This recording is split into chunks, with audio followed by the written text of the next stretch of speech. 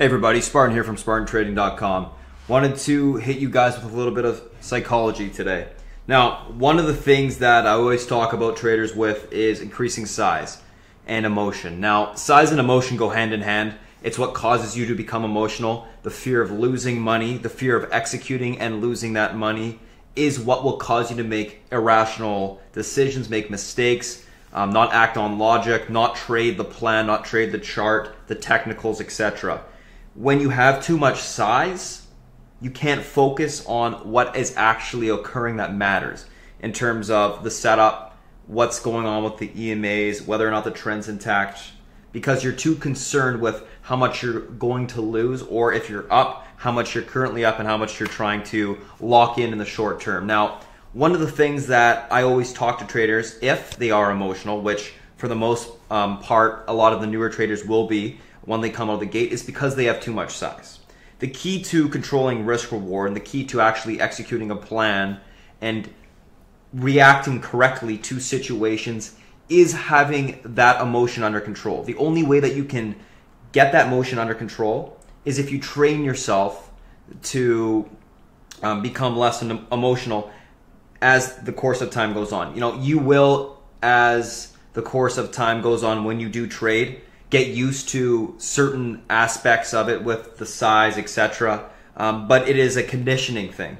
With human beings especially, we have to condition ourselves, and once we expose ourselves to a certain stimuli enough, we don't have as much of a reaction to it. It's the same thing with sizing. When we have a lot of size, a lot of emotions will come up because we have a lot of fear of losing that money, etc. Now, if you want to decrease that emotion, you should decrease the size. And what I tell traders when they first start building their risk rewards is we got to make them realistic. I mean, what we want to do is have even if it's not a lot of size, when you're first starting out, you should be focused on making money, because realistically, no one's going to start trading and just make money out the gate. It doesn't happen. There's a huge learning curve especially, and there's a lot of other things that need to be taken care of before profits will come. You should be focused on just some form of consistency and surviving.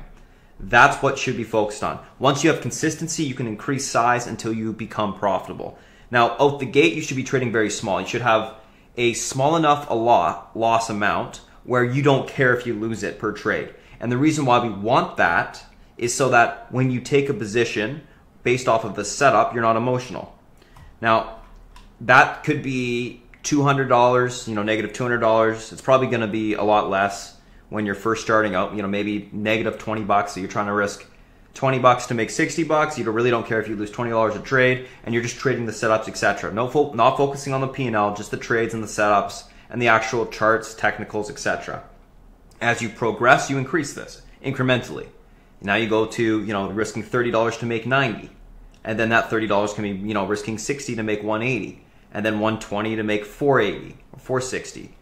etc., until you are, actually trading with some decent size. At some point you'll be trading, let's say, risking 500 to make 1,500 bucks per trade.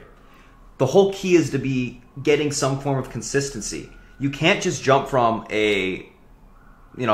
when you first start out, from a small size to a large size and expect yourself to operate and trade the same way. It just won't happen.